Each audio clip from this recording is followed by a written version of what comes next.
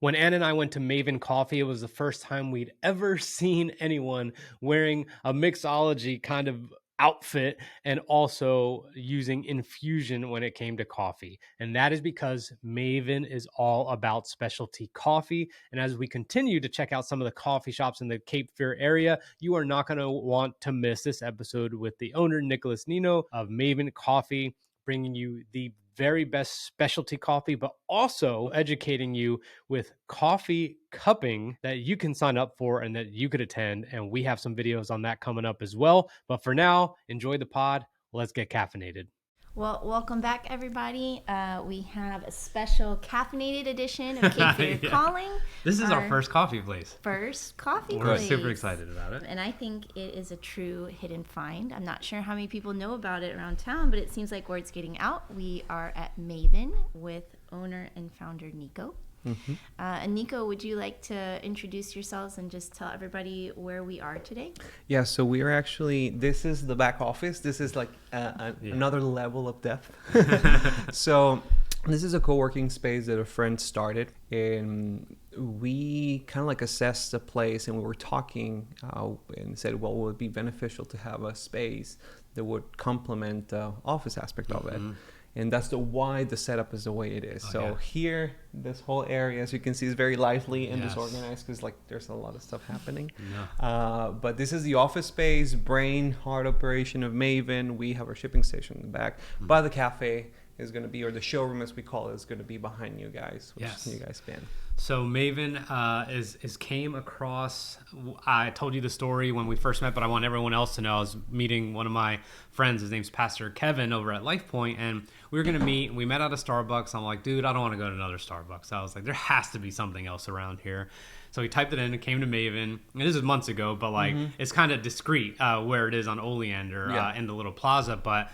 Then a couple weeks later, I saw him here, and I was so jealous because I saw you making him some incredible coffee, and we could get into that in a little while. But for the people who don't know where Maven is, number one, where is it, and then how long have you been here? So we are located on the Pioneer Lab building.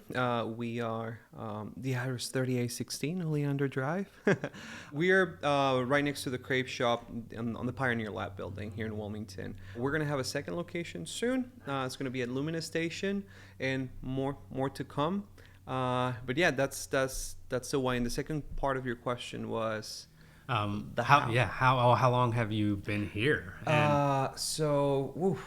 Well, I've been here for like 4 years. However, Maven has been here, like the showroom, the concept started about 2.5 years ago, almost 3 years. Right around that time. Yes, yes, right on the pandemic. So long story short, we started Maven in 2018 with my wife. Actually, 2017 as a coffee company. The idea was to work with excellent coffee and help other businesses set up their bars, their coffee bars. Since we own the brand, we came up with the name Maven Coffee Co. And we decided, well, it would be really fun to jump straight to consumer. So there's nothing in the way. We own the name. First in, so let's do something fun, and we decided to jump to direct to consumer. We were focusing on specialty equipment, specialty coffee, helping other businesses. We're part of the Specialty Coffee Association, which is this huge entity around the world, has different chapters. It's basically all things specialty, because coffee is the fourth most traded good in the world, fourth or fifth. So there's a segment called specialty, which is going to be what we work on, but many companies have, and it's very much like wine. Different regions, different species of coffee. So with that concept, we said, all right, let's do something fun in here. Let's do something drastically different, not the college campus kind of coffee shop. You didn't want to be basic. Let's make it so people will have access to incredible coffees regardless. Because you think of Wilmington as, okay, this is a really cool town. It has changed a lot. Yeah. Or maybe you would not associate Wilmington and best coffee in the world together. You probably think that you need to go to Italy. which, by the way, controversial thought. They were broke during the war, so some of the worst coffee was found in Italy because they didn't have money for it. It's totally fine. But basically, with the concept, we wanted people to have access to incredible coffee and to be coffee centric. Specialty is an eye opener for many people. We're used to drinking lower quality coffees with copious amounts of sugar and cream. Yes. So we can tone that bitterness down. Yes. And we wanted to give that experience more like as a wine room. So very small space, very different. Yeah. But it's been really, really fun. That was going to be one of my questions, was the difference between specialty and Starbucks. So you kind of said you want them to have access to specialty coffee, but what makes a coffee in your mind specialty? Is it where the beans are from? Is it how it's prepared? Like, what is it, the difference between what you get here and some of the other coffee shops? So if we go by the book, the SCA, or Specialty Coffee Association, has a point system for evaluation. There are what are called sensory panels, which is basically people evaluating at different stages. So it could be green, so what the farmers are doing, defects, special varieties, and all that on the farm level. Then you're evaluating the coffee once it's roasted. There is a set of sensory panels, and there is a score assigned to it. So everything that is specialty is considered above 87 points. There's a small asterisk in the industry because that is a number. It could be a sensory panel. It is an issue sometimes that people would assign a really high number and it doesn't translate. But reputable organizations will do and provide really interesting assessments. So specialty is going to be, by the book, that. However, specialty is going to be found in those coffees from single origin, so one country, one specific farm, where the agricultural practices are incredible. It doesn't have to be high tech, but the plants are well nourished and there's really good care through the whole post-harvesting process. That will translate into a really high quality product. After that, when you will look into specialty, is that single farm. And right after harvest, those coffees are roasted. Why? We're actually drinking the seed of cherry. People don't really think of coffee as a fruit. But would you eat, I work with another commodity, but would you eat a blackberry that is a month old?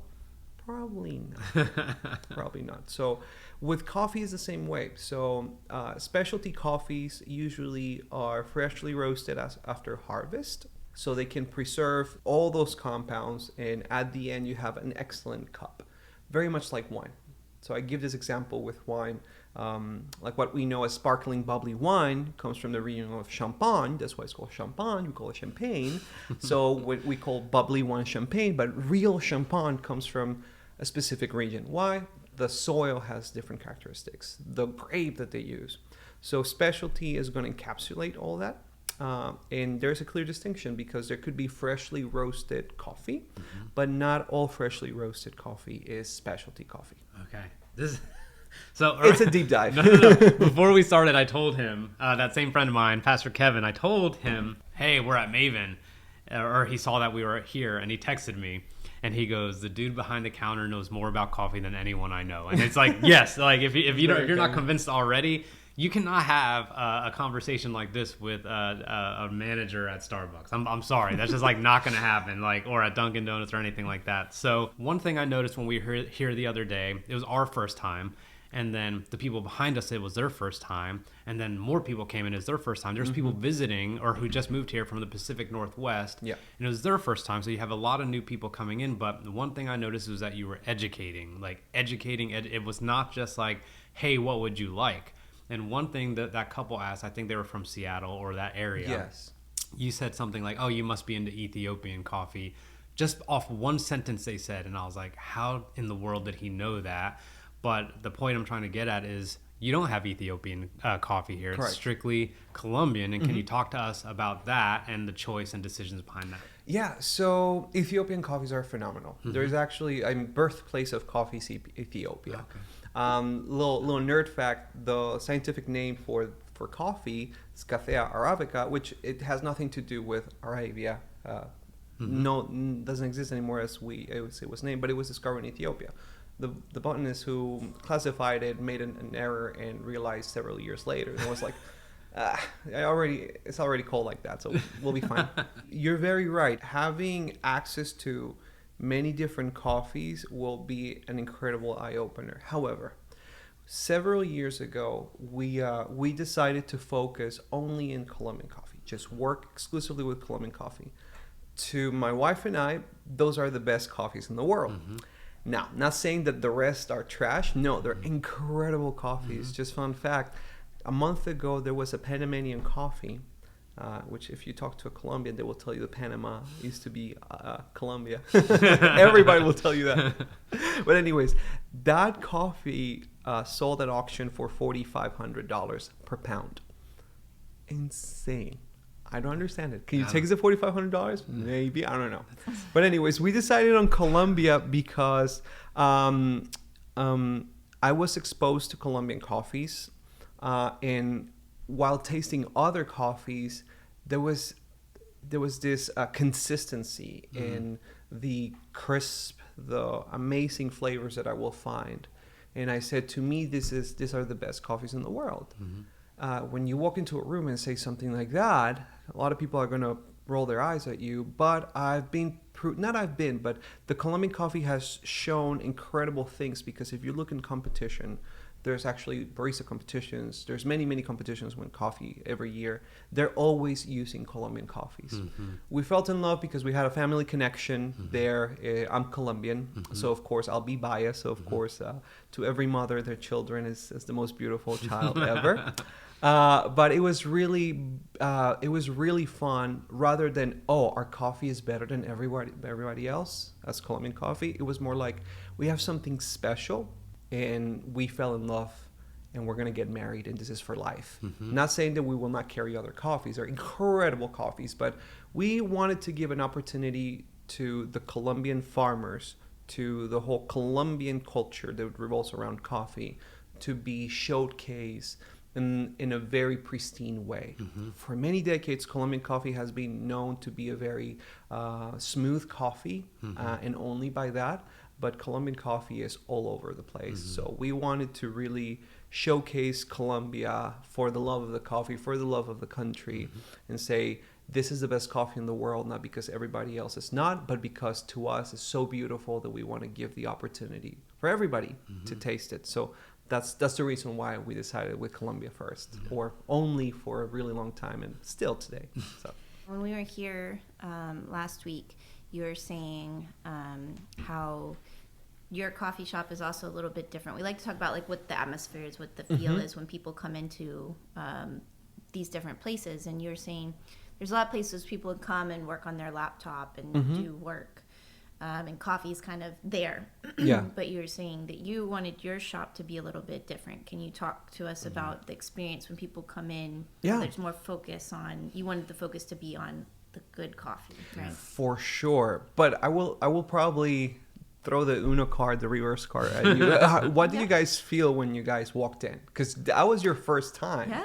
The first thing I noticed, I just want to tell everyone, was like you were wearing an apron, and it was like, it kind of reminded me of bartenders like at upscale places now, right? Like it is no longer just like, I'll make you a quick drink and here you go. There's like magic that's happening, which is why they have kind of like a uniform for it, so to speak. So that was number one. Second was, you asked us a bunch of questions, which were not just normal small talk. And I was like, okay. Then you wanted to kind of just determine what we wanted, what we liked. And we got to look at the menu. You started educating us. You started talking about Colombian coffee. That was another thing I noticed.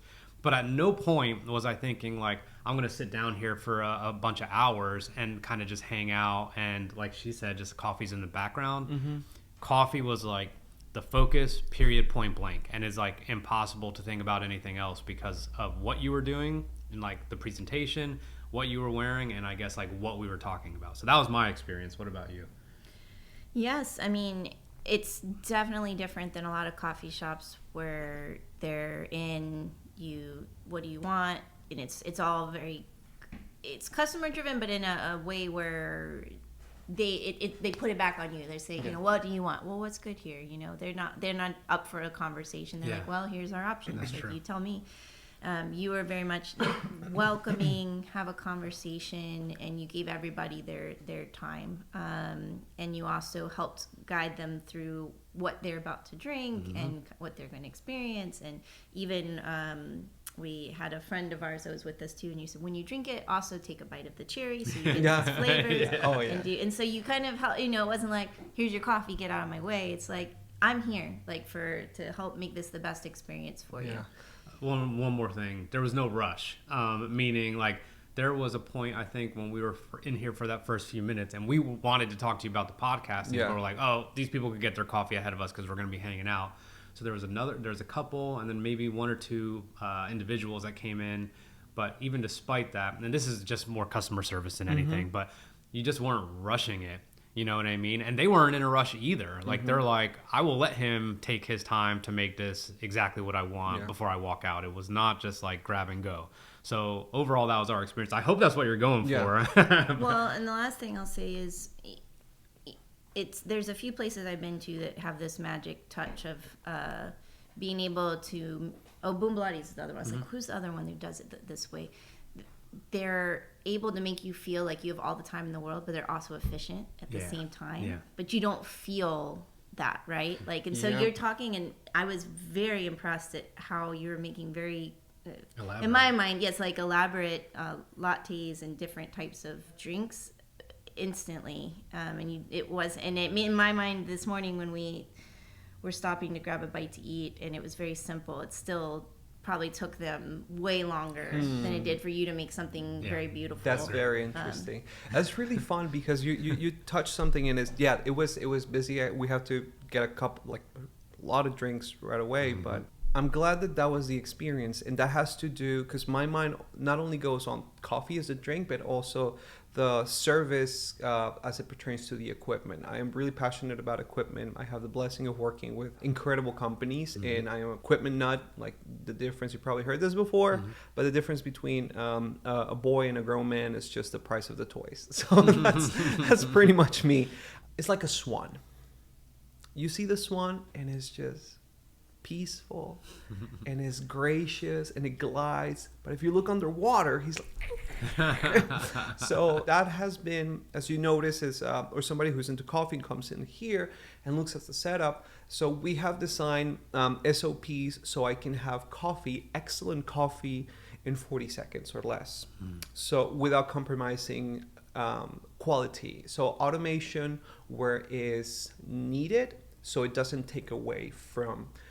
People criticize other places because it feels like a hospital. It just feels there's no life in that. So you're just pushing a button and it feels like, oh, whatever, old coffee is there, flavoring or all artificial. However, if you have the right equipment to help you do or to help you focus on people, that's a success. So I've spent a very long time curating the right things and the right flow so we can be like a swan. When what you don't see, we're like that's the part that you don't see, but what you get to experience is just this very delicate, flowy experience.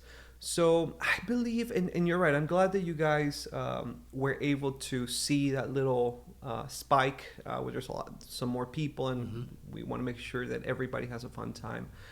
The reason why we decided to do Maven the way it is and the way it will be, it's because, and I said this before, here in Wilmington, there's 250,000 people. I cannot take care of all of them. So the fact there are other coffee shops is phenomenal. To me, coffee is an art to share, not a sport to compete. And we want to give a really awesome experience that translates what we believe. So here, the intention, as you say, is we want people, so if you want to work, or since you mentioned like a bar, you're probably not going to bring a textbook to a wine tasting. Or if you're going to go to a bar, you want to connect with people. You want to have a fun time. You're not going to bring your laptop. You're there to connect with people that are into cocktails. They want to try something different, really enjoy it. Same thing with coffee here. People who come in here, they can hang out for as long as they want, but we want them to reset. If you want a place to work, get some work done, there's some beautiful places that would be ideal for that. Here, we want you to take a second. Maybe if you want to get some work done, please do. But here the focus is we want you to experience something amazing. And we'll meet you where you are. It doesn't mean that you're going to take 5 minutes to take a cup of coffee. We have people that come in, grab a bag, grab a coffee, and they're gone. Or they have to do something and they sit down. That's totally fine. They probably don't have the time to learn a lot about coffee. So we just want to meet people where they are, but be authentic, and also for them to encounter something different. As you say, with coffee, there's okay, I can just sit down with a glass of water for 5 hours and get some work done. So that is one of the things that we don't want to offer, not to combat it, but mostly because we want you to really have fun. Our motto for the past 2 years, we're trying to make it a yearly thing, for last year was fall in love with coffee. For this year is challenge the way you drink coffee. Next year we're going to have another one. So we want people to fall in love with coffee. And if you want to fall in love with something or someone, you need to spend time. So we're not going to ask you to sit through a lecture every time you come in, because sometimes the coffee, or all the time, the coffee will speak for itself. And you have 2 minutes. I want a latte. I want a vanilla latte. Buy. Here it is. Buy. It's going to be the best vanilla latte ever. But we want people to be conscientious of the fact that this is something very unique and there is time for that.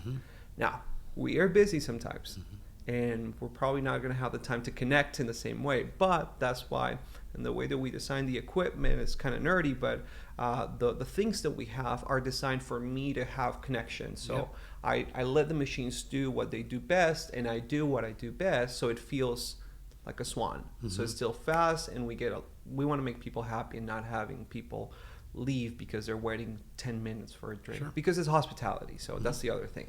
Even though we present it as an art, the core of it is hospitality, is making sure, and I've said this, that's why it's kind of like free-flowing, but the way that we greet people, the way that we interact with people. You can go to a restaurant and you can have a Michelin star chef, but if the server is not, it doesn't click, you immediately are set for failure. Even though you can have one of the best chefs in the world behind closed doors, it doesn't matter. If your server is not doing something amazing to give you a great experience, like, you're out the door already.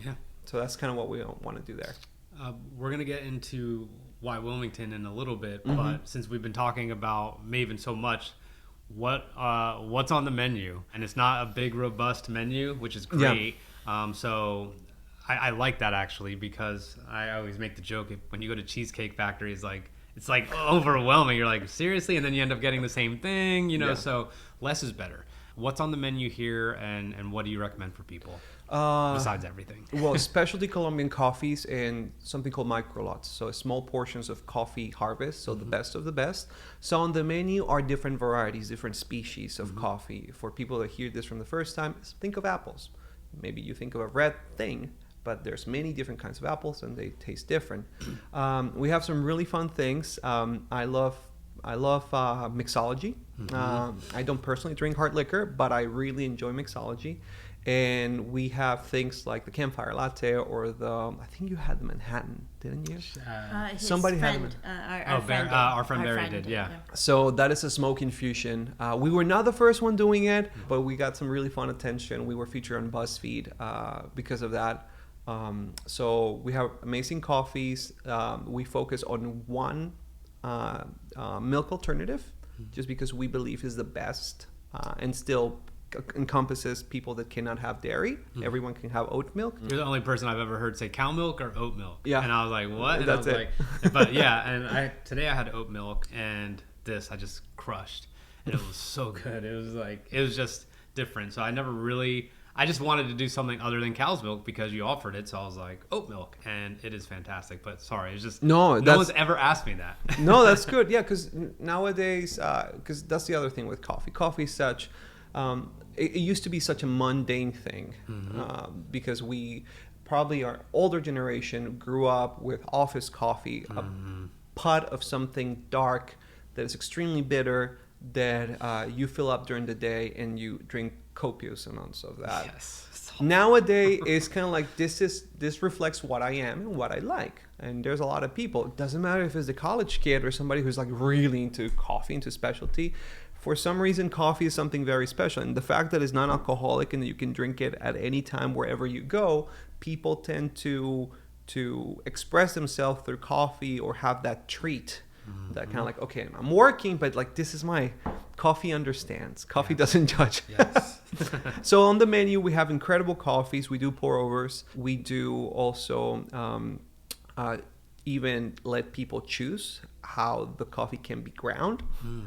Super nerdy, but basically how you grind the coffee matters a lot. So we use different equipments. I don't think you guys had the chance to do that, but we do that. And we have some amazing desserts. We want to be very simple as well, very specific things that will pair with our coffee. So our menu is designed to have something consistent, traditional, something that you can understand, because I don't want you to come in and feel like you need a PhD.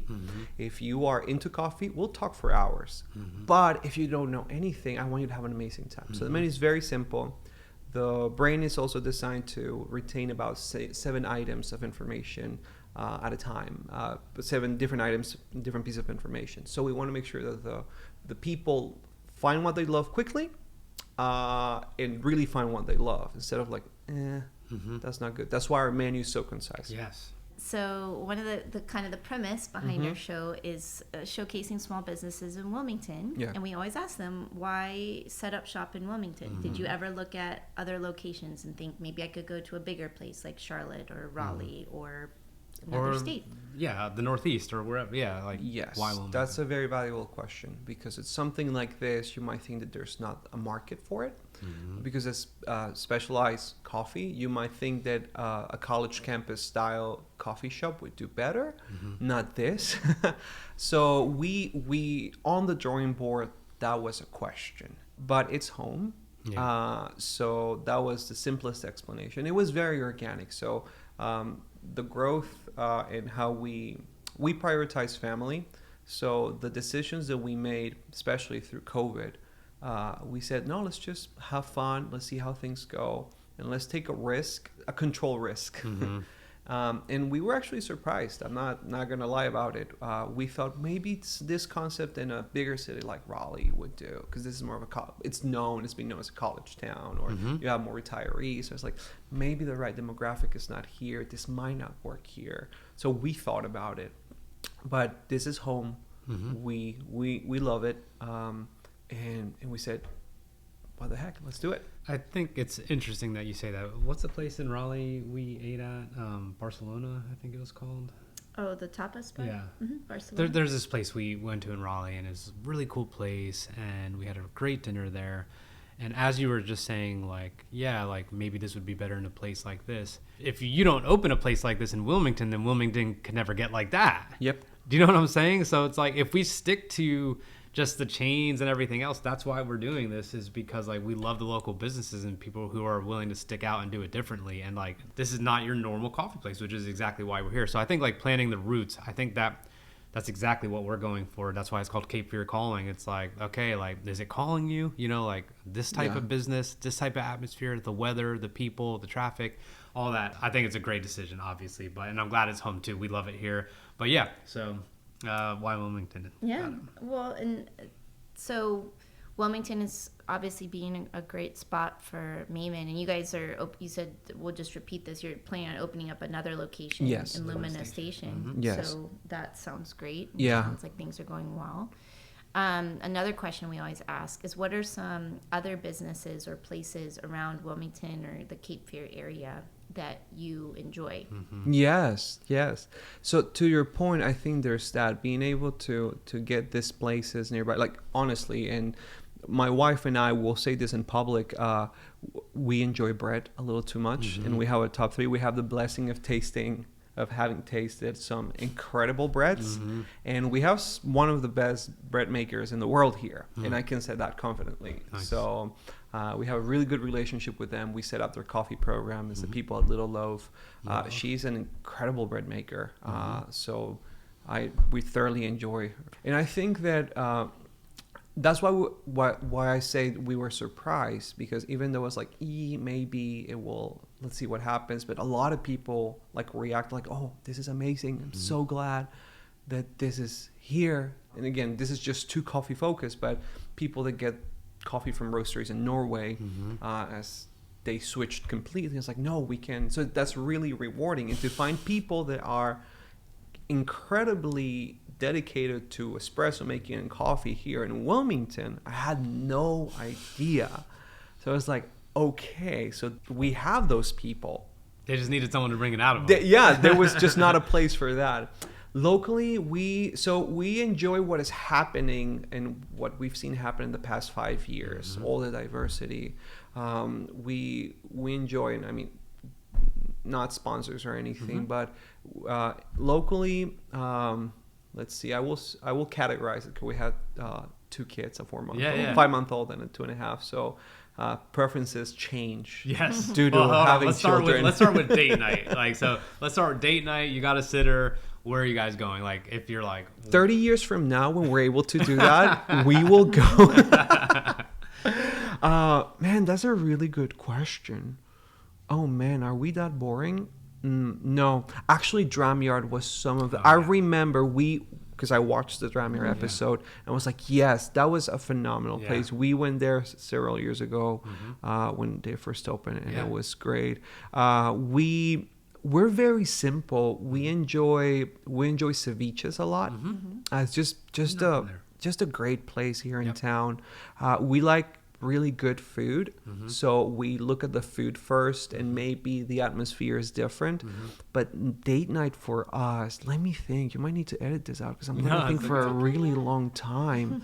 Where would you go with the children, if able, like breakfast or maybe a brunch where they're going to be active and you can try and eat? Yeah, ceviches for sure. You know who got... Well, this is the other thing, caveat.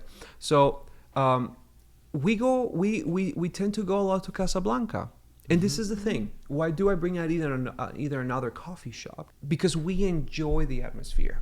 If we're going to go there, if I don't want to... I'm very... I'm critical, self-critical when it comes to coffee. But in other places, I recognize that I'm not there to judge. So places like Casablanca, my wife and I go there quite a lot. Nice. We know them. They're phenomenal. If you want to hang out, drink coffee, and eat something really nice, we go there. And it's not like, oh, it's another coffee shop. No, it's like supporting that community and recognizing that is a beautiful place to spend some time, hang out, drink some amazing coffee too. So that's actually brunch, because brunch is a love language for my wife and I. Believe it or not, Casablanca. Yeah, Casablanca. We enjoy crepes, so it's kind of like a right good thing that they're right next door. And we are carnivores, so we enjoy a good steak. True Blue is probably excellent. It's always there, so we're like, let's just go. Yeah.